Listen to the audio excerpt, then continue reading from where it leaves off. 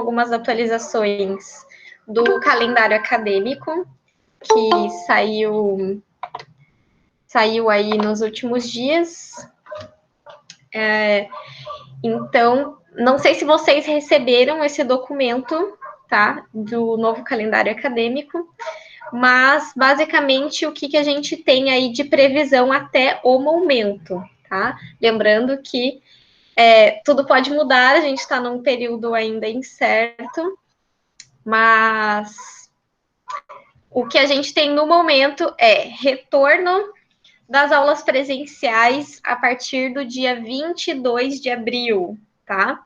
Se tudo der certo, e se a gente não tiver aí novos acontecimentos, nossa previsão de retorno às aulas presenciais vão começar na quarta-feira, dia 22 de abril. Portanto, a nossa disciplina aqui, né, que é toda segunda-feira, retorna aos encontros presenciais lá no dia 27 de abril, ok?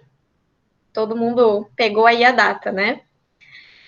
Segundo ponto, então, do ajuste do calendário acadêmico é que a M1, a prova da M1, ficou aí da nossa disciplina para o dia 11 de maio, tá? Segunda-feira, dia 11 de maio, nova data para a nossa prova da M1, beleza? Não sei se vocês já tiveram acesso a esse novo calendário acadêmico. Lembrando mais uma vez que até o momento, hoje, dia 30 de março, essas são as datas que a gente vai lidar com o nosso planejamento. Porém,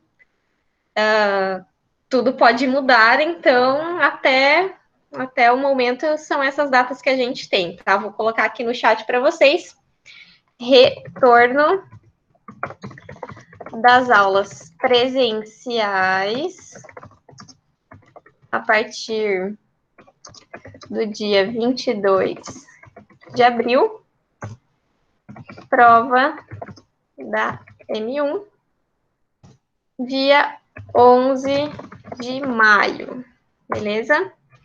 Isso no cronograma que a gente recebeu aí nessa semana, tá? Então, essas são as nossas novas datas importantes, beleza? Estamos com 20 pessoas no nosso encontro, então acho que já dá para a gente ir dando início à nossa aula, né? Agatha, vamos ver, temos um trabalho. Sim, vamos alterar essa data aí da resenha.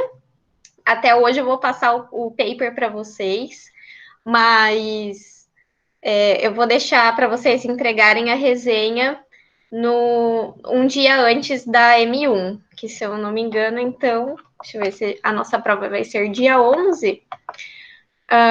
Então, a M1 vai ter que ser entregue no dia 4 de maio, tá? No dia 4 de maio, aí fica a nova data para a gente fazer a entrega da resenha. Vou colocar aqui no chat também. Entrega da resenha, dia 4 de maio. Certo? Beleza, então, pessoal, vamos lá. Deixa eu colocar aqui a nossa tela. Vamos ver.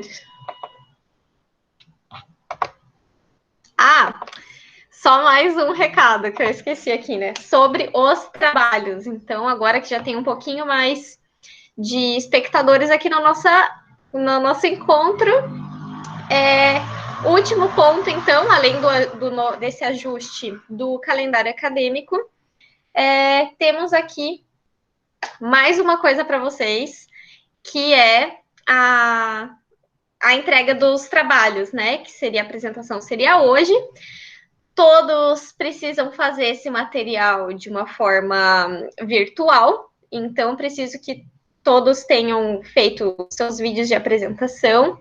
Lembrando que poderia ser vídeo apresentando, poderia ser vocês narrando uma tela do slide, não tem problema. tempo máximo de apresentação 10 minutos, e o resumo, né? O resumo de vocês lá em PDF, beleza? Cada conteúdo de fisiopreventiva é conteúdo de prova.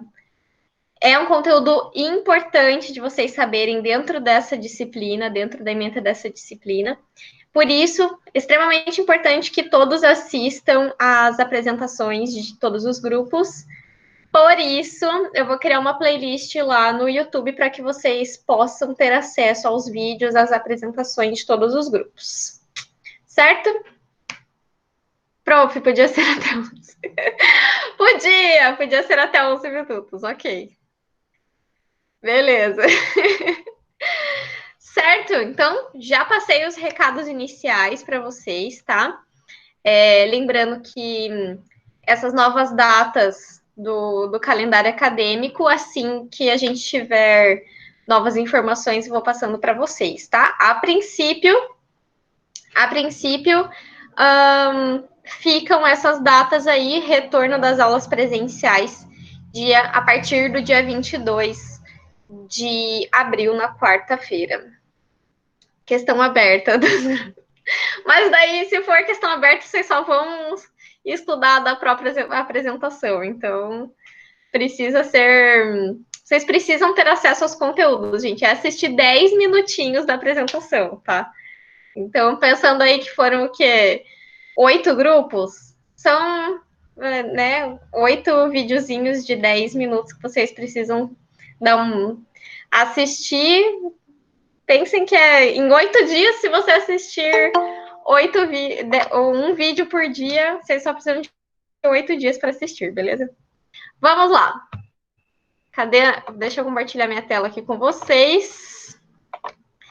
Vamos para uma breve revisãozinha. Todo mundo conseguiu acesso ali ao PDF, gente? Tá meio pesado. E não estava subindo, estava meio ruim de subir, estava muito pesado, porque tem 2 aulas nesse arquivo, talvez fique um pouco complicado aí de vocês conseguirem, beleza? A atividade não abriu. Não tem problema, eu mando para vocês depois, isso aí tranquilo, tá? Ali, o da atividade, o que tem é um modelinho para vocês fazerem a atividade de hoje, tá? Das aulas de hoje. Vamos lá, que temos muito conteúdo para ver hoje, uma aula que eu gosto muito, aula sobre biomecânica e antropometria, tá? Vamos primeiro fazer uma revisão. Vixe, o slide ficou... enfim, problemas aí de edição de imagem, pessoal. Mas vamos lá. Revisão da aula anterior, o que a gente viu? A gente viu quais são os 4 pilares da fisiologia ocupacional. Quando a gente chega para analisar o nosso colaborador, a gente tem que pensar em 4 pontos fisiológicos essenciais para manter a saúde e o equilíbrio na vida desse indivíduo e que ele possa trabalhar sem danos à sua saúde do ponto de vista da fisiologia do seu corpo humano, tá? Então, basicamente, a gente tem que avaliar como está a função neuromuscular desse indivíduo na sua atividade de trabalho, como está sendo exigido os movimentos ou a manutenção da postura do ponto de vista lá da coluna, como está a demanda visual e como está o ambiente auditivo em que esse indivíduo está inserido na sua atividade de trabalho, tá? Então, são os 4 pilares, os 4 principais pontos fisiológicos que a gente tem que olhar para o nosso indivíduo quando for avaliar o seu ambiente de trabalho, ok? Função neuromuscular, que a gente viu lá sobre todas as disfunções relacionadas ao trabalho do ponto de vista neuromuscular. Posicionamento da coluna vertebral, que inclui levantamento de cargas, deslocamento, além da manutenção de posturas, visão e audição, que são os fatores ambientais que serão avaliados no ambiente ocupacional. E vimos também com relação às doenças osteomusculares relacionadas ao trabalho, vimos lá que elas têm uma característica de ser de aparecer, né, como inflamação de tecidos moles ao redor ou dentro das articulações, basicamente, estão relacionadas a movimentos exigidos pela tarefa ocupacional. Isso do ponto de vista de doenças osteomusculares relacionadas ao trabalho. Então, aqui não entram, nessa nomenclatura de DORTs, não entram doenças, por exemplo, do ponto de vista cognitivo desse indivíduo. Vão entrar doenças osteomusculares, mas isso não quer dizer que sejam somente esse tipo de disfunção que o colaborador apresenta dentro da sua empresa e que pode ser aí uma doença relacionada ao trabalho. Então, nós, fisioterapeutas, a gente olha para aqueles acometimentos do ponto de vista osteomuscular. Por isso, a gente estuda causas e consequências lá que geram inflamação dos tecidos moles, próximos ou diretamente relacionados a articulações, e inflamações que estão relacionadas aos movimentos desempenhados pela tarefa ocupacional, ok? Breve revisãozinha da nossa aula anterior. Então, vamos lá para a nossa maravilhosa aula de biomecânica. Então, vocês lembram lá da época do ensino médio que vocês estudaram sobre a física? E na física tinha um termo chamado mecânica. Claro que vocês lembram, né? Mas, mesmo sabendo que vocês lembram, eu coloquei aqui uma definição para a gente lembrar o que é a mecânica do ponto de vista da física. Então, a mecânica é uma parte lá da ciência da física que estuda os movimentos e o efeito das forças sobre um objeto. E a mecânica fornece as ferramentas para a gente analisar a força das estruturas e os modos de prever e mensurar o movimento de uma máquina. E esses são os princípios da mecânica. Quando a gente migra para uma visão de biomecânica, ou seja, que é todo o conceito estudado dentro da mecânica, lá da física, quando a gente pega todo esse conhecimento e vai aplicar em uma situação de organismos vivos, a gente parte para a biomecânica, que nada mais é do que a ciência que estuda os movimentos de um organismo vivo e o efeito das forças sobre este organismo vivo, ok? Então, nada mais é do que estudar o efeito dos movimentos e das forças sobre o corpo, no caso da nossa biomecânica ocupacional, tá? Então, a biomecânica ocupacional, ela é definida como o estudo das posturas e tarefas do homem no trabalho. Vocês lembram que eu falei lá no início da nossa disciplina que o trabalho deveria se moldar ao homem e não o homem se moldar ao trabalho, né? Então, sempre a gente vai tentar buscar uma adequação de todos os pontos de vista, de todas as abordagens, a gente vai tentar adaptar o trabalho para evitar qualquer tipo de lesão ou ainda para aumentar a produtividade do homem, tá? E nunca o contrário, como já foi feito antigamente em alguns outros modelos de trabalho, tá? Então, a biomecânica nada mais é que uma área ligada diretamente à ergonomia, que busca soluções para os problemas que acontecem pela adaptação do ambiente de trabalho ao homem. Aqui, a frase original era invertida, tá? Que eram os problemas decorrentes da adaptação do homem ao trabalho. Mas como eu coloquei para vocês, o nosso conceito, a nossa visão de saúde ocupacional é sempre visando adaptar o ambiente de trabalho ou as tarefas do trabalho ao homem, visando a sua integridade física, certo? O que a biomecânica ocupacional estuda? Basicamente, as propriedades do sistema locomotor, que incluem posturas, que podem ser estáticas ou dinâmicas durante a execução das atividades laborais, a mobilidade articular e a força muscular, que são exigidas para que esse indivíduo desempenhe as suas atividades de trabalho. Então, o objetivo da biomecânica ocupacional é reduzir o esforço físico e a fadiga muscular, além de determinar quais são os limites e capacidades humanas para a realização das tarefas sem risco de lesão. Basicamente, essa é a missão para a qual a biomecânica ocupacional ela existe. Ela existe para a gente saber o que dá para fazer dentro da atividade de trabalho feita por seres humanos sem causar lesões, sem causar danos. Ou ainda, por outro lado, de que forma aquelas atividades laborais elas podem ser desempenhadas de uma forma que aumente a produtividade desse indivíduo sem o risco de lesão, tá? Como que a gente vai fazer essas análises? Por meio de equipamentos de cinemetria. Então, cinemetria, para quem não sabe, é análise de mídia, tá? Análise de mídia.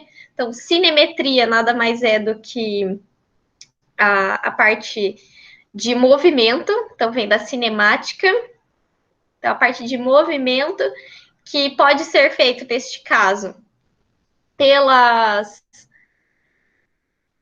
análises biodinâmicas que a gente chama por fotos, que vai ser uma análise estática da atividade de trabalho, ou pode ser, para quem tem mais esse tipo de recurso, uma análise feita por vídeo da atividade que esse indivíduo desempenha lá no seu trabalho.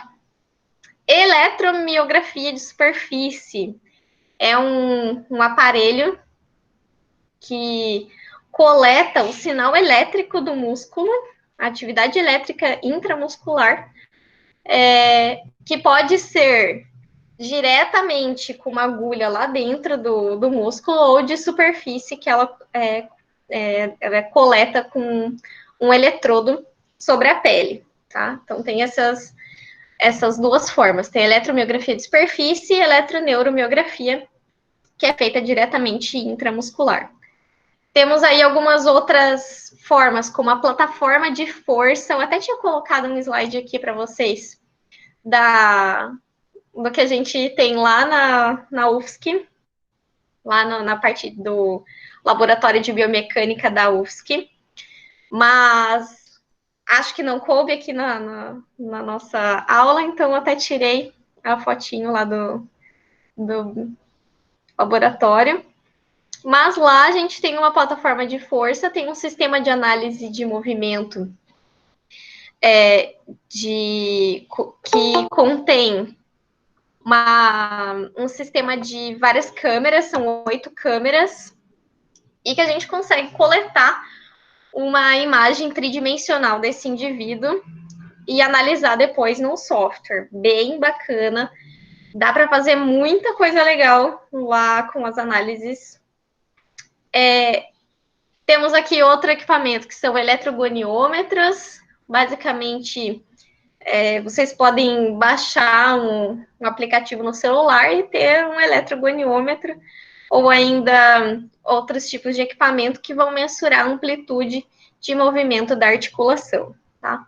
Além de analisar também aspectos físicos do ambiente de trabalho, que a gente vai estudar mais para frente dentro das normas regulamentadoras, as NRs, sobre a iluminação, ruído, temperatura, umidade e velocidade do ar, que são também outros fatores relacionados aí que vão interferir na biomecânica do trabalho. Certo? Então vamos lá. Os tipos de trabalho muscular, do ponto de vista da biomecânica ocupacional, a gente tem dois tipos de trabalho. Então, tem o tipo de trabalho estático e o tipo de trabalho dinâmico, isso do ponto de vista muscular. Então, músculos em trabalho estático e músculos em trabalho dinâmico. O trabalho muscular estático, vocês lembram da divisão de fibras musculares? Tinha lá o tipo de fibra tônica, o tipo de fibra fásica, com cada uma com as suas características, né? Então, músculos que eles agem de forma antigravitacional têm maior quantidade, tem uma predominância de fibras tônicas, né?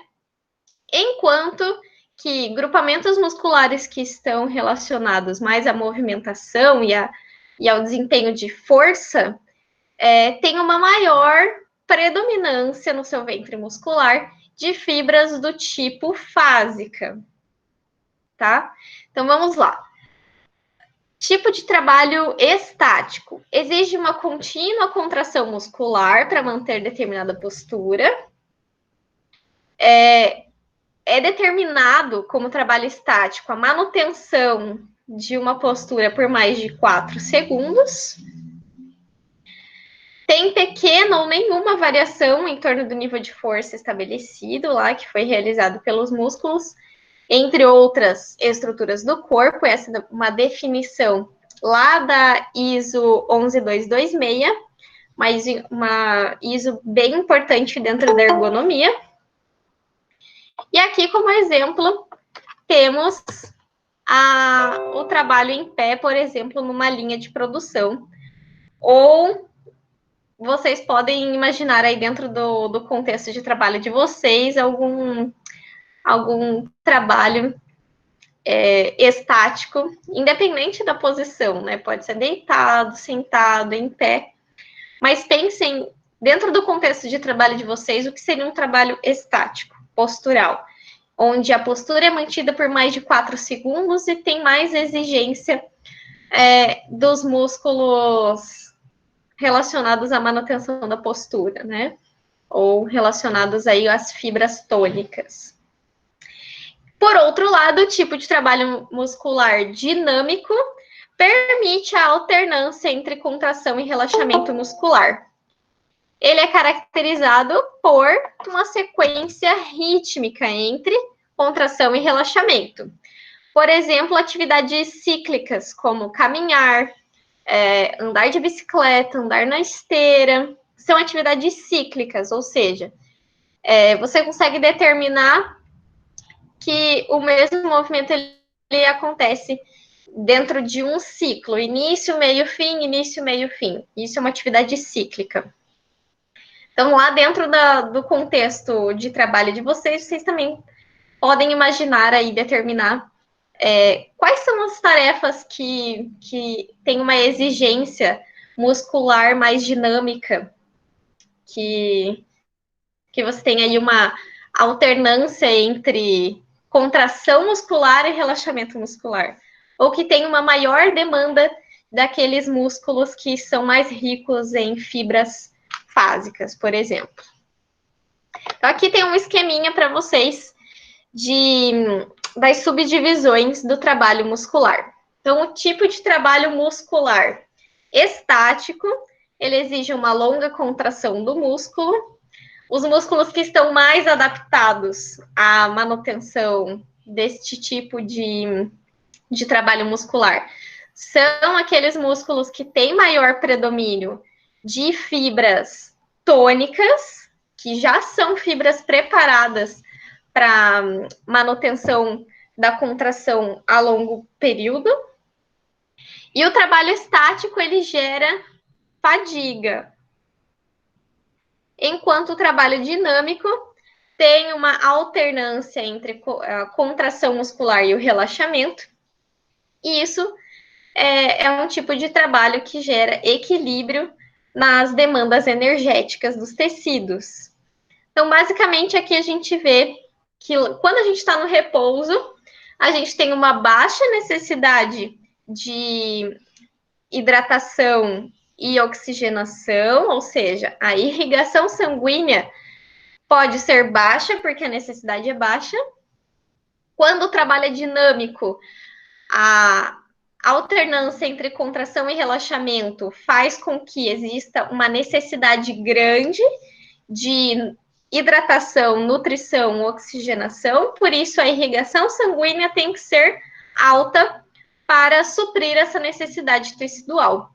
Enquanto que o trabalho estático também exige uma alta irrigação, alta nutrição e alta oxigenação, porém, como está estático, a gente tem uma queda na irrigação sanguínea que não consegue suprir as necessidades. E é exatamente esse desequilíbrio que gera a fadiga muscular, tá? Então, a gente tem músculos que são preparados para a manutenção da postura, são os músculos antigravitacionais, aqueles que têm maior quantidade de fibras tônicas na sua composição, porém, existem trabalhos aí que exigem uma demanda estática, mas de músculos que não têm essa capacidade e por isso vai gerar fadiga muscular, tá? Ou quando essa balança ela se excede e mesmo aqueles músculos que já são preparados,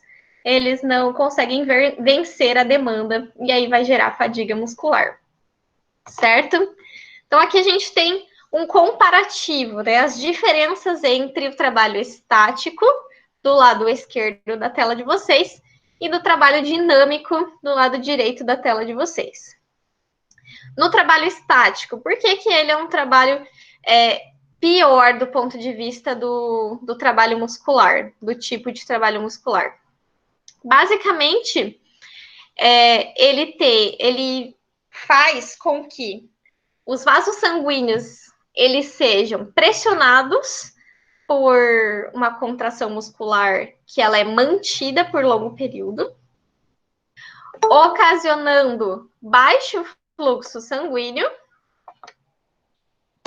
exatamente porque existe essa manutenção da postura. E aí, a única coisa que está fazendo o sangue circular pelo corpo é a nossa contração sistólica dos ventrículos. E só isso, só essa força está fazendo com que o sangue vá para os tecidos. Porém, lembrando principalmente de membros inferiores, o retorno venoso ele tem que vencer a gravidade. Então, especialmente quando a gente trabalha em pé, o sangue ele precisa vencer a gravidade para retornar para o nosso sistema de bomba cardíaca. E aí o que acontece?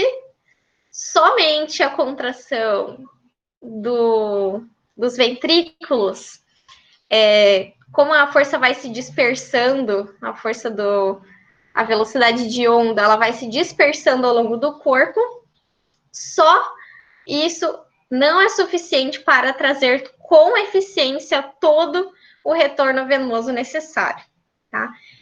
Também temos aí, pela redução do fluxo sanguíneo, temos uma baixa concentração de nutrientes energéticos, como glicose, baixa oxigenação também, e os resíduos metabólicos formados lá nos tecidos, eles permanecem no local exatamente porque os nossos vasos sanguíneos estão pressionados e existe um baixo fluxo sanguíneo. Enquanto que nos trabalhos dinâmicos, os nossos músculos agem como uma bomba periférica, então, especialmente o tríceps sural, lá nossas panturrilhas, vão ajudar no contexto do retorno venoso, gerando essa contração e relaxamento ajudando as nossas veias a conduzir o sangue e o retorno venoso pelo sentido contra a gravidade. Nós também temos aí, devido à movimentação dos músculos, um maior fluxo sanguíneo, porque quando a gente relaxa, a gente permite com que o sangue flua pelos tecidos. Alta concentração de glicose e alta oxigenação, porque a gente tem sangue circulando pela região e os resíduos metabólicos são carreados para ser metabolizados aí nos locais adequados do ponto de vista fisiológico. Então, basicamente, são essas as diferenças. Olhando para isso, vocês imaginam que quais são as orientações para um trabalho estático? Coloquem aí no chat, quero ver. Muito simples, né? Basicamente, é o quê? Se a gente tem um trabalho estático, a indicação vai ser exatamente alternar em algum momento, no máximo possível, fazer alguma atividade dinâmica. Então, por exemplo, uma das orientações que a gente pode fazer para esse indivíduo que tem um trabalho estático é trocar de postura. Então, se ele trabalha sentado, a gente orienta ele a levantar e caminhar um pouco. Se essa pessoa trabalha em pé, na linha de produção, a gente orienta essa pessoa a fazer um rodízio para uma atividade que ela possa sentar, ou, dependendo do tipo de produção, a gente pede para que ela se sente, descanse um pouco e tudo mais, sempre visando essa alternância entre o trabalho estático e se movimentar um pouco. Prof, a diferença de trabalhar em pé ou sentado? Sim, vamos ver aqui na frente. Basicamente, o trabalho estático em qualquer uma das posições vão ser mais prejudiciais do ponto de vista do sistema musculoesquelético e do sistema cardiovascular. Então, independente da postura, o trabalho estático é ruim e deve ser orientado a ter movimentação em algum momento, especialmente quando você consegue mudar de posição, né, em alguma abordagem que será feita. Certo? Então, vamos lá. Lesões decorrentes do trabalho estático. Podem ser subdivididas. Ih, faltou um dele. Ficou errado, pessoal. Corrijam ali o nosso slide, ficou errado. Então, podem ser subdivididas em 2 graus. Temos uma queixa de curta duração, que normalmente vão se apresentar como dores de fadiga muscular, que basta uma recuperação da atividade ou basta uma adaptação do tecido para aquela atividade, para que essas queixas cessem. Daí vocês lembram lá da nossa aula anterior que lembra que um estresse, né? Um estímulo, ele tem que ser forte o suficiente para que gere adaptação no nosso corpo. Então, basicamente, aqui a gente tem um exemplo de início a pessoa começou num trabalho novo, e esse trabalho novo é um cargo de estoquista. E essa pessoa, ela precisa levar produtos para as bancadas, por exemplo, né, para os estandes de venda. Nos primeiros dias, essa pessoa vai sentir ali um desconforto de fadiga muscular de membro inferior, porque ela ficou caminhando, de membro superior, porque ela ficou colocando os produtos nas prateleiras. Porém, dentro de alguns dias, ela não vai mais sentir essas dores, porque o sistema muscular dela vai se adaptar àquela demanda de movimentação e vai ficar tudo bem, ela não vai mais sentir essas dores de fadiga. Gabriela, aqui do chat, não. As apresentações a gente vai manter com a gravação dos vídeos, tá? Depois dá uma olhadinha aqui no chat Coloquei algumas informações ali em cima, beleza? Segundo grau de lesões decorrentes aí do trabalho estático são queixas nos músculos, tendões e articulações, que aí já é a instauração de um processo inflamatório degenerativo dos tecidos, ok? E aí a gente entra lá, lembram dos 4 graus de classificação das DORTs? Já entra aqui na graduação inicial, tá? Mas basicamente o trabalho estático vai gerar isso. A outra coisa aqui que a gente pode dar de exemplo para esse tipo de classificação grau 2 do trabalho estático é, por exemplo, um trabalho onde o indivíduo passa as 8 horas de trabalho dele em pé no posto de trabalho. E aí o indivíduo vem com uma queixa de fascite plantar ou esporão de calcâneo, muita dor na sola do pé. Isso é algo que acontece com certa frequência em trabalhadores que passam ali as 8 horas de trabalho em pé, não se movimentam, não conseguem trocar de postura durante a sua atividade de trabalho, vai gerar um processo inflamatório que pode vir a ser algo importante. Tá? Basicamente isso, então, de trabalho estático, temos o grau 1, que é onde aparece uma queixa, mas a gente consegue se recuperar. Grau 2, quando instaura um processo inflamatório, tá? Então, aqui em tipos de trabalho, a gente tem algumas queixas relacionadas ao tipo de trabalho, né? Que foi basicamente o que a Agatha perguntou ali anteriormente, se tem diferença de trabalhar em pé ou sentado. Vai ter diferença no tipo de queixa que eles vão apresentar, né? Então, trabalhos em pé, parado no lugar.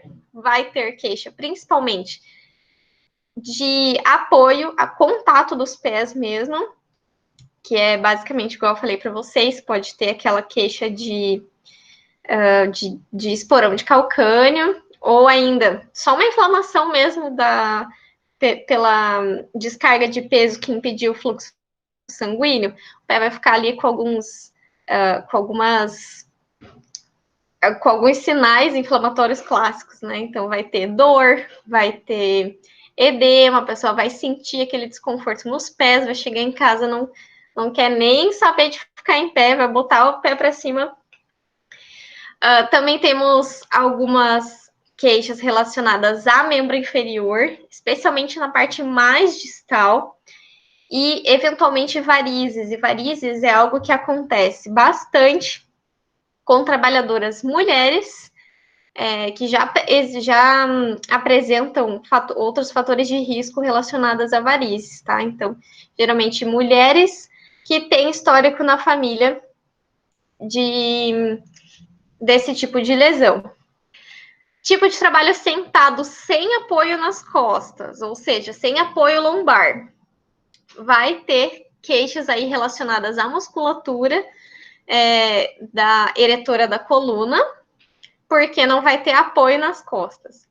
Também, aqui entram ainda nos trabalhos sentados, tá? Também pode ter acometimento de joelhos, especialmente fossa poplítea, face de trás aqui do joelho, quando o assento é muito alto ou quando o assento é muito comprido, que acaba bloqueando o fluxo sanguíneo ali na área da fossa poplítea. Pode gerar também edema de tornozelo e pé, pode facilitar o aparecimento de doenças vasculares ali, como varizes, tá? Quando o assento é muito baixo, vamos ter algumas queixas relacionadas a ombro e cervical, além de além de algumas outras disfunções aí que podem estar relacionadas com a parte mais cranial e cefaleias, entre outras, tá? Quando o trabalho é com o tronco inclinado, e esse, tanto para as posturas sentado quanto em pé, tronco inclinado vai sobrecarregar a região lombar. A gente já viu isso na nossa aula passada. Independente se o tipo de trabalho é estático ou dinâmico, manteve o tronco inclinado, vai ter acometimento da região lombar, tá? Por quê? Porque a nossa lombar, ela foi projetada, a biomecânica dela, ela foi formada para aguentar, suportar cargas extremamente grandes, mas no sentido vertical, tá? Não inclinado.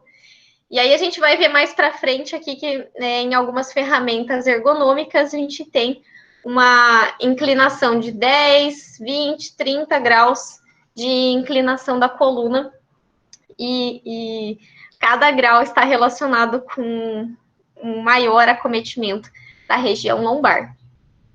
Braços estendidos, independente para qual posição. Vamos ter queixas relacionadas ao ombro, pode ter queixa relacionada também à cervical ou à torácica, mas vai estar relacionada ao ombro.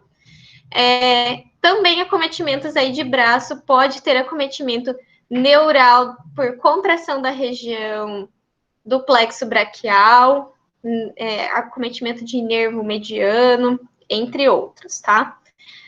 Posição que exige flexão ou extensão da cabeça, não, né, no caso que tá errado, da cervical. Também, mesma coisa da lombar, vai ter acometimento nos discos intervertebrais ali da cervical, tá? Então, risquem aquele flexão da cabeça ali, que a cabeça não tem movimento, quem tem movimento é a cervical, está errado aquilo ali. E postura forçada das mãos, como manuseio manual mesmo de ferramentas. Esse daí a gente já sabe que é bem comum. Acometimento de antebraço, assim como acometimento aí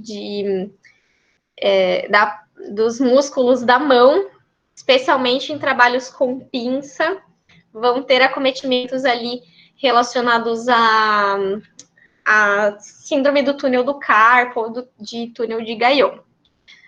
Certo? Então, aqui eu coloquei alguns exemplos para vocês dos trabalhos que apresentam, em algum momento do trabalho, apresentam diferentes posturas. Na primeira foto, eu coloquei a foto de um mecânico para ilustrar um tipo de trabalho que exige a manutenção da postura deitada. Né? É claro que, assim, vocês, quando forem analisar uma pessoa no seu trabalho, vocês vão analisar diferentes postos de trabalho, diferentes tarefas que esse indivíduo realiza. Então, por exemplo, o mecânico, ele tem um período da atividade que ele passa deitado, num outro período ele passa inclinado por cima do carro, num outro período ele passa agachado, e, enfim, é um tipo de trabalho extremamente dinâmico, porém, quando você olha no posto de trabalho, ele tem trabalhos diferentes que podem ser estáticos ou dinâmicos. Então, esse tipo de serviço a gente chama de atividades mistas. Por outro lado, a gente vê aqui na segunda foto, uma atividade que é bem comum hoje em dia, trabalho em escritório, sentadinho, computador. Esse é o tipo de pessoa que vai trabalhar às 8 horas na mesma posição, sentadinho na frente do computador. No máximo que essa pessoa pode fazer é ter um intervalo e tomar uma água, e tomar um café, e ir no banheiro, ou pausa para ginástica laboral, certo? Então, esse é um tipo de trabalho que tem uma atividade bem definida, não é mista, como o trabalho do mecânico. E na última foto a gente vê aqui o trabalho em pé de um serralheiro, né? Pode ser dito como uma linha de produção, porque o posto de trabalho dele faz parte de um processo, onde no final a gente tem o produto final, ou o serviço final. Porém, esse indivíduo, ele pode se apresentar na sua função laboral de duas formas. Primeiro, ele pode fazer a mesma função o dia inteiro, que é fazer a serra, ou ele pode ser responsável por vários postos de trabalho. Então, primeiro, ele pega o molde, depois ele faz a serra, depois ele faz a construção final da peça que ele produz. Então, nesse tipo de trabalho operacional, pode ser atividade bem definida em um posto só, ou pode ser atividades mistas quando ele migra de posto de trabalho e altera a sua atividade de trabalho, certo? Basicamente, são essas. A gente tem umas outras posturas que é semi-agachado, agachado, semi-sentado, enfim, outras posturas que podem ser adotadas durante a execução do trabalho, né? Esse trabalho aqui a gente já viu que é a diferença de pressão sobre o disco da L3 em diferentes posturas, né?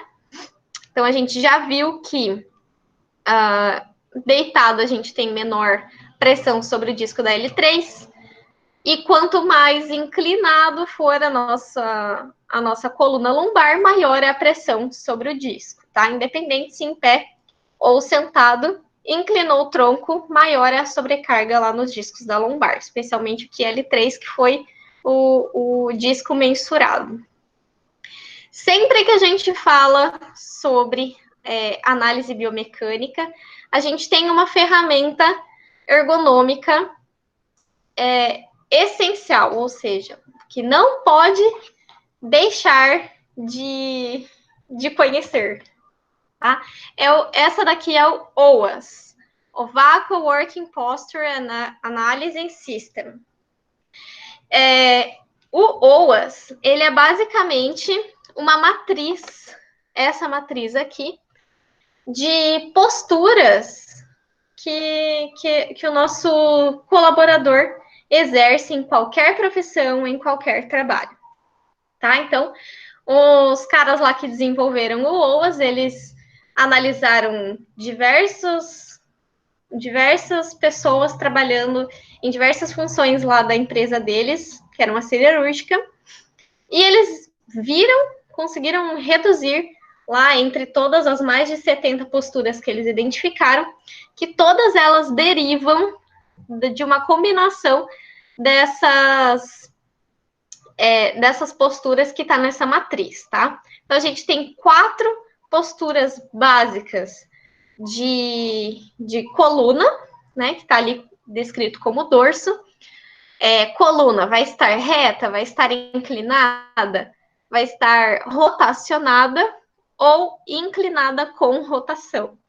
Basicamente, essas são as 4 formas de manter a postura do ponto de vista lá da coluna. Os membros superiores vão estar os 2 para baixo, um para cima e um para baixo, isso tanto em flexão, abdução, independente do movimento que esse indivíduo estiver fazendo.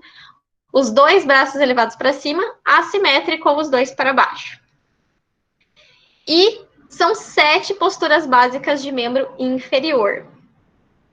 Temos membro inferior com as 2 pernas retas, em pé, no caso. Membro inferior com uma perna reta, com as 2 pernas flexionadas, e aqui pode ser agachado, apoiado, semi-sentado. O 4, uma perna flexionada e a outra não. O 5 é o semi-ajoelhado, ou seja, ajoelhado de uma forma unilateral. O 6, a gente tem deslocamento com as pernas, ou seja, esse indivíduo trabalha caminhando. Ou 7, as duas pernas suspensas, que é quando esse indivíduo vai estar sentado com as pernas suspensas, tá? Certo? Não entendi o OAS. Vocês vão entender quando fazer a tarefa de hoje, tá? Vocês vão aplicar o OAS em algum posto de trabalho aí. Se vocês estão em casa, vão pegar uma atividade doméstica para aplicar o OAS. Se vocês estão trabalhando home office ou já é do setor da saúde, está trabalhando, vai achar uma atividade aí de trabalho para fazer o OAS. Basicamente, o que é? Você pode pedir para tirar uma foto da pessoa trabalhando, e aí vocês vão olhar segmento por segmento. Olha a coluna dessa pessoa. Pensa lá no trabalhador que está sentado, home office, que é o trabalho que a gente tem maior contato, né? Todo mundo está aí no seu computador, basicamente, sentadinho.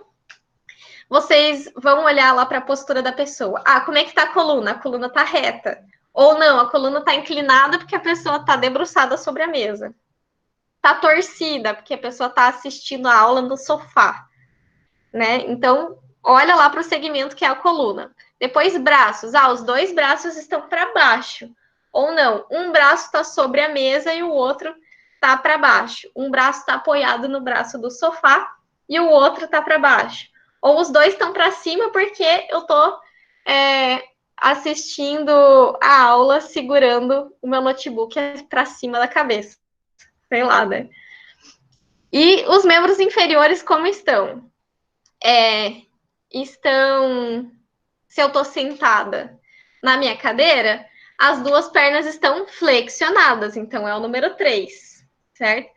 Se eu estou sentada com uma perna flexionada, porque uma perna eu vou dobrar para colocar em cima da cadeira e a outra vai ficar apoiada lá no chão, então é o número 4. Se eu estou assistindo a aula, caminhando pela casa, porque eu já quero fazer uma atividade física do dia. Então, é o número 6. Entenderam? Aqui, eu botei esse print, ficou bem pequenininho, mas esse daqui é o modelinho do OAS que eu uso no software do computador, tá? Então, a gente tem aqui em cima esta matriz é o OAS clássico, com esses bonequinhos aí meio de ícone. E aqui embaixo a gente tem uns bonequinhos melhorzinho aí para entender, basicamente, analisando segmentado a postura que esse indivíduo mantém. E aí temos o sistema de avaliação do OAS, certo? Temos aqui que é do estilo batalha naval. Quem aí já jogou batalha naval sabe do que eu estou falando? Sim, não? Ok. Vamos explicar. Vocês vão olhar lá para a primeira coluna. Primeira coluna é costas, ou seja, o dorso, é a coluna vertebral. Qual que é o número da posição que vocês estão avaliando lá? Ah, vamos ver qual que era. Se a pessoa está sentada, inclinada, debruçada sobre a mesa, vai ser o número 2, tá? A gente vem e marca o número 2. Não sei se vocês conseguem ver o meu mousezinho aqui. Marca lá o número 2, então todas as 3 linhas que estão dentro do bloquinho do número 2 vão ser selecionadas. Daí o membro superior. O membro superior, ele estava os dois para baixo, né? Os dois para baixo. Então, vamos colocar aqui que é o número 1. Então, a linha da número 1 dentro do bloquinho das costas vai ser selecionada. Agora, vamos achar lá na parte de cima. Como é que estão as pernas? Ah, as duas estão flexionadas porque eu estou sentada. Então, a gente vai aqui para a coluna 3, na linha 1 do bloquinho 2. E qual que é a carga que esse indivíduo está sustentando. Ah, eu não coloquei o da carga aqui? Cadê? Não tá aqui. O da carga, deixa eu abrir aqui para vocês. Cadê o meu coisinha de ferramentas ergonômicas? Mas basicamente é o quanto de carga essa pessoa está sustentando. No nosso caso, ele vai ser sem esforço, né? Porque a gente não está fazendo esforço físico, então vai ser o 1, a carga 1 menos de 10 quilos. Carga 2 é acima de 10 quilos e carga 3, que eu não vou lembrar, mas eu já passo a informação para vocês. Se no intervalo já pego essa informação aqui para vocês, para a gente não perder muito tempo. Foi lá, pernas estavam flexionadas, então o 3 e a carga é menos de 10 quilos, a gente pegou o 1, a gente foi lá, encontrou qual que foi o nosso númerozinho, que é a categoria de risco, deu o número 2.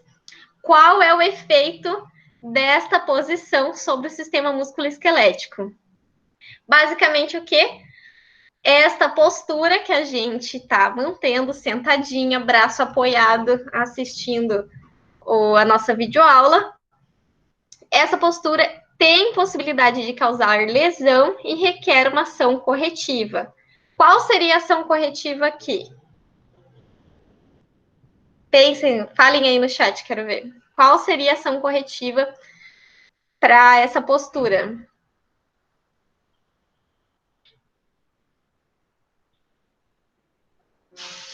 Dou-lhe uma, dou-lhe duas. Qual que é o grande problema? O problema está lá no membro inferior, que estão os dois flexionados? Não, tá tudo certo. Muito bem, a Gabriela. A gente tem que orientar a tirar a inclinação do tronco. Né? Se a gente tirar a inclinação do tronco, a gente sobe para o bloquinho do número 1, e aí fica tudo verde. Ficou tudo verde, a gente vai para a categoria de risco 1, que é a postura normal, sem efeitos nocivos ao sistema músculo-esquelético. Muito bem. Flexionar os joelhos. Então, coloca ali na batalha naval e vamos ver com os joelhos flexionados. Ele vai aumentar o risco, né?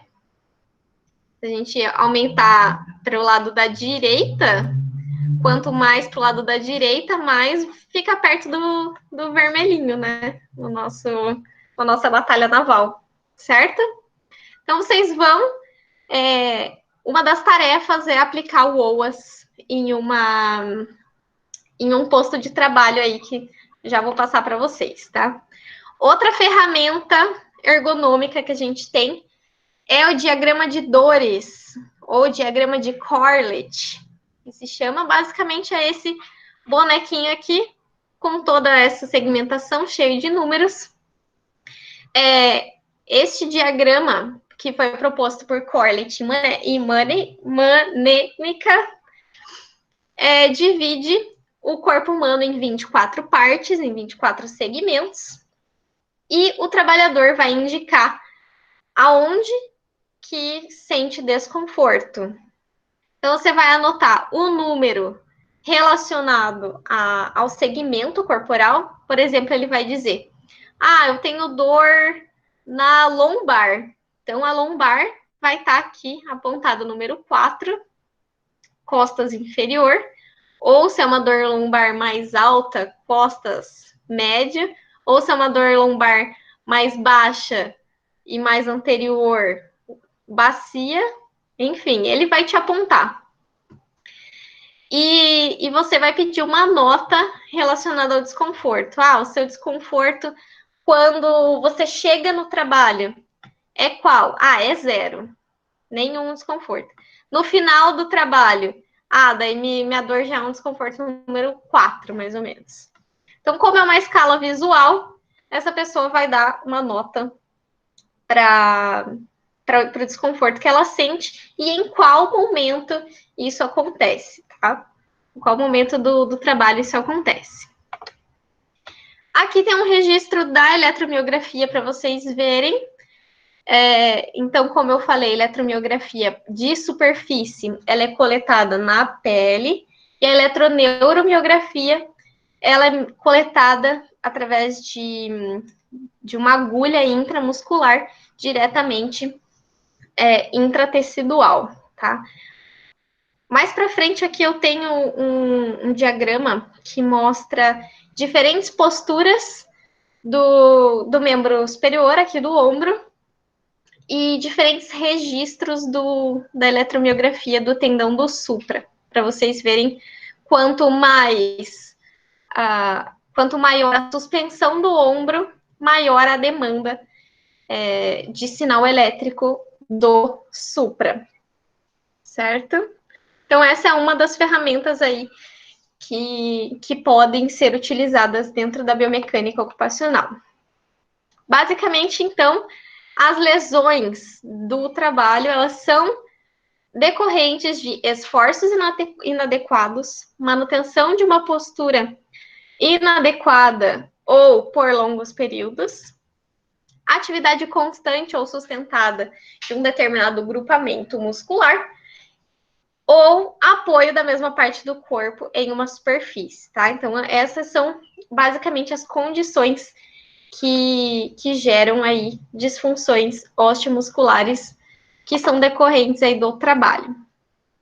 A lombalgia, eu coloquei aqui a lombalgia porque é uma queixa que muitos trabalhadores têm. Muitos trabalhadores têm e ela está especialmente envolvida com tarefas que envolvem o levantamento de cargas, sustentação, tanto de cargas quanto de manutenção da postura. Então, postura inclinada, você não está carregando nenhuma carga, mas está com a postura inclinada, tem maior demanda lá do lombar e transporte de cargas. Então, levantamento e transporte de cargas e sustentação de cargas ou de postura estão extremamente relacionadas com a lombalgia. Eu trouxe esse estudo aqui para vocês terem uma ideia de como a lombalgia está presente na vida das pessoas. Esse daqui é um estudo extremamente grande sobre todas as doenças incapacitantes do mundo. E aqui a gente tem a lombalgia como a terceira doença mais incapacitante nos Estados Unidos no ano de 2010.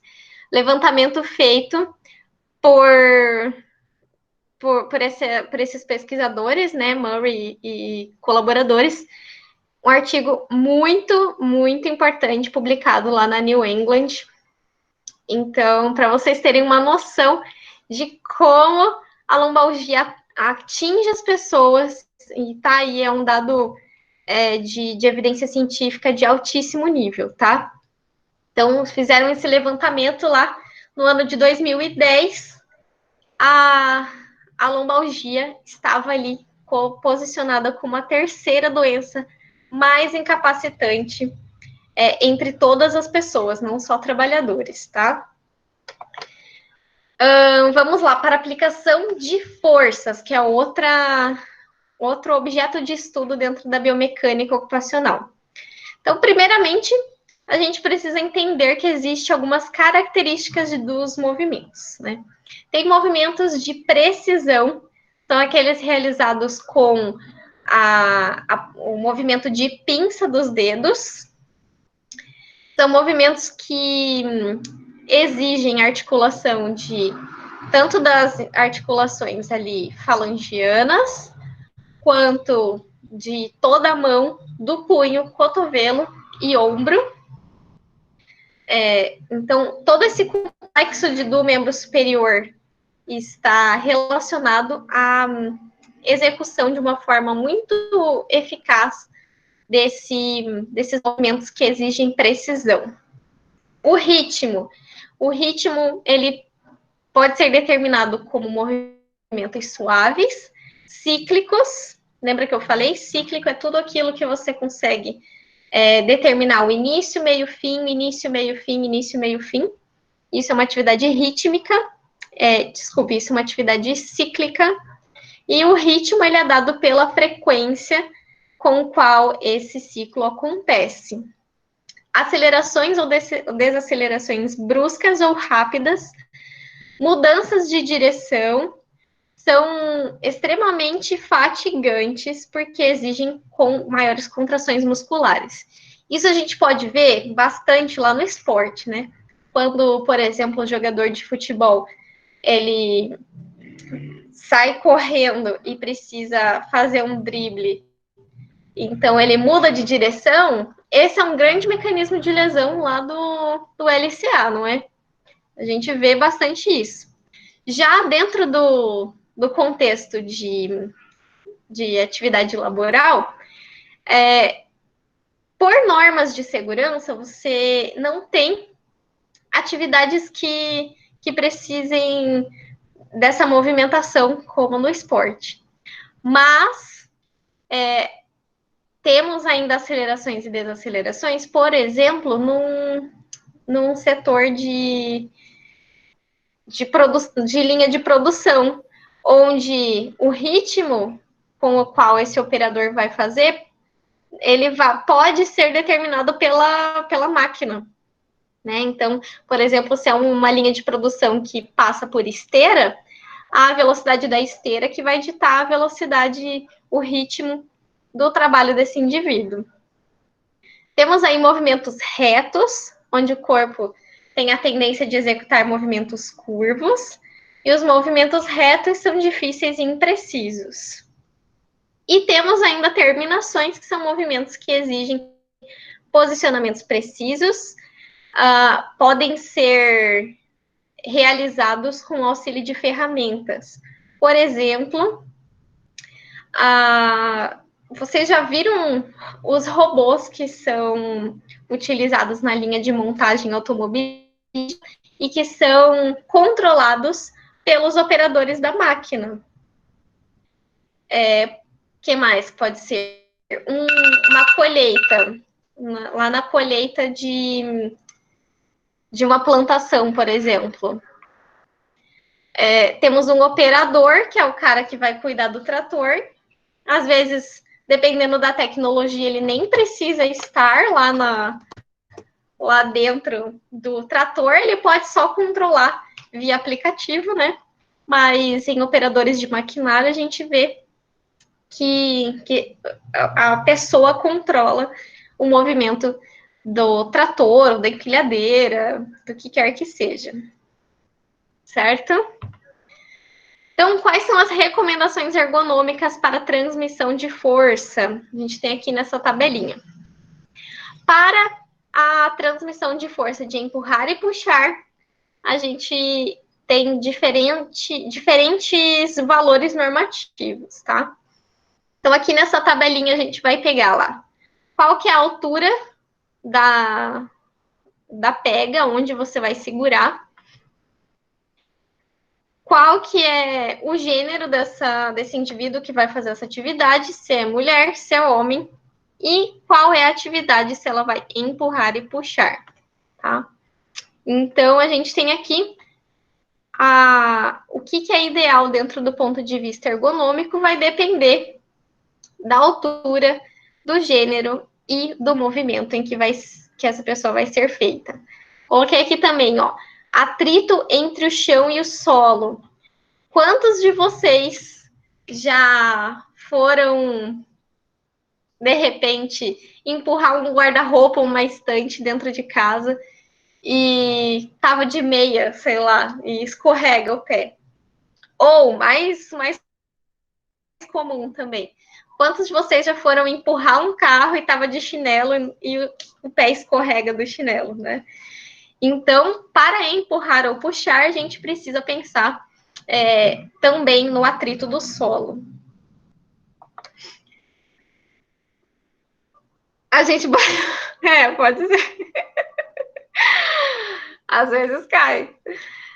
Sustentação de cargas em alturas e em distâncias. Então, aqui a gente tem o padrão determinado para o alcance vertical. Então, quando esse indivíduo ele trabalha numa altura ali de sustentação de membro superior, de uma altura de 5 centímetros da bancada, ele consegue trabalhar com um peso maior, certo? Consegue sustentar um peso aí ou por mais tempo, certo? Por quê? Porque está mais próximo do corpo dele. Quanto mais distante, se a gente vai lá para 50 centímetros de altura, menor vai ser a carga e menor o tempo que esse indivíduo consegue trabalhar com essa suspensão de membro superior. Mesma coisa vale para o alcance horizontal, que é este daqui. Quanto mais para frente, quanto mais distante de mim, menor vai ser a carga que eu consigo suportar e menor o tempo que eu consigo sustentar esse membro superior e essa atividade, certo? Então, basicamente temos essas normativas, tá? A gente consegue ver esses 3 pontos aí no alcance vertical e horizontal. Então, transporte manual de carga, novamente. Lembra que é um dos fatores que mais influencia na lombalgia, né? Pensando lá no ponto de vista de resistência da coluna. Os músculos que mais sofrem com levantamento de carga são os eretores da coluna. Temos pouca resistência às forças que não têm a direção do seu eixo. O que isso quer dizer? Que trabalhos que não são na vertical, eles vão causar lesões na coluna. E aqui de capacidade máxima de carga, existe essa definição, né, de que a carga que uma pessoa consegue levantar na postura ereta é a carga máxima dela, porém a gente tem a ISO 11226 e outras normativas que determinam enfim, cada um tem o seu valor, mas basicamente 25 quilos de carga máxima que os colaboradores podem transportar. E ainda, quando são transportes frequentes, reduz pela metade, tá? Porém, isso aqui é muito individual, depende de cada analista, de quem está fazendo a análise ergonômica de cada atividade, beleza? Deixa eu ver aqui, tá na hora do nosso intervalinho. Vamos só terminar aqui, pessoal, as recomendações ergonômicas para transporte de carga, e a gente já faz o intervalo, beleza? Então, recomendações ergonômicas lá para transporte de cargas. A gente tem alguns pontos. Manter a carga na vertical, porque por causa do centro de gravidade, a gente já viu isso na nossa coluna. Ela foi projetada para sustentar grandes cargas no sentido vertical, ou seja, exatamente no vetor contra a gravidade. Manter a carga próxima do corpo. Quanto mais próxima do corpo, mais perto do centro de gravidade e mais na vertical a gente vai conseguir manter. O que mais que temos aqui? Uso de cargas simétricas. Então, sempre que possível, é importante que aconteça uma simetria entre a carga que está sendo carregada. Também aqui a gente tem, cargas grandes e compridas ou desajeitadas devem ser usadas com facilitadores. Então, aqui a gente tem alguma caixa que não é tão bem desenvolvida. Já viram o pessoal que compra roupa lá em São Paulo ou em algum outro, ou em Brusque, que usam aquelas malas assimétricas? Também é uma carga assimétrica, também é um tipo de trabalho que pode gerar lesão na coluna. Temos aqui trabalhar em equipe. Boa, Agatha. Então, temos aqui trabalho em equipe. equipe, que é você dividir a sua tarefa com outras pessoas, tanto nas situações que excede a carga recomendada pela ISO 226 ou pela NR17, quanto quando a carga é muito grande, tem uma dimensão muito ampla, também deve ser solicitado aí auxílio de um outro colaborador para que esse transporte aconteça. Uso de meios auxiliares. Então, a gente tem aqui esteiras, carrinhos, bancadas, equipamentos aí que podem auxiliar no transporte, tá? Então, aqui também entram empilhadeiras e outras. Já viram aquele pessoal da construção que deixam tipo um escorregador para descer suprimentos, enfim, ou dejetos do andar de cima para de baixo? Isso é um meio auxiliar de transporte também, aquele escorregadorzinho que, que o pessoal da construção civil usa para que não precisa alguém levar aquele, de repente, aqueles dejetos ali de construção para o andar de baixo. O que mais que a gente tem, ó? Transporte de geladeiras, cofres, móveis, que são objetos, são itens que são grandes ou são muito grandes ou que têm uma carga muito desajeitada ou são muito pesados. E mesmo com todas as outras adequações lá, faz trabalho em equipe, enfim, mesmo assim, ainda não é muito viável de ser carregado. Então, a gente usa aí meios auxiliares quando possível, certo? Aqui tem alguns outros, ó, carrinho de mão, alguns outros tipos de transporte, guindaste, certo? Tarefinha para vocês, eu explico quando a gente voltar do nosso intervalo.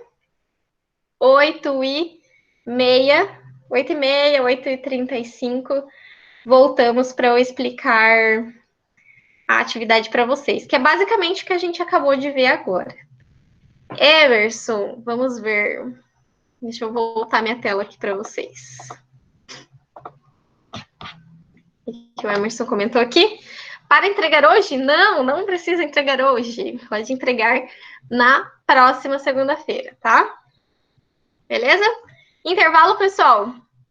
Podem tomar uma água, podem levantar, mudem de posição, lembrem da ergonomia. Vou dar um pause aqui.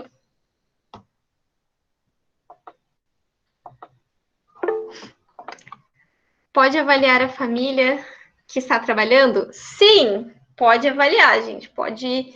O que vocês conseguirem pegar aí de pessoal trabalhando. Pode ser uma atividade doméstica, pode ser qualquer coisa. Vocês trabalhando no computador mesmo, qualquer atividade, tá bom?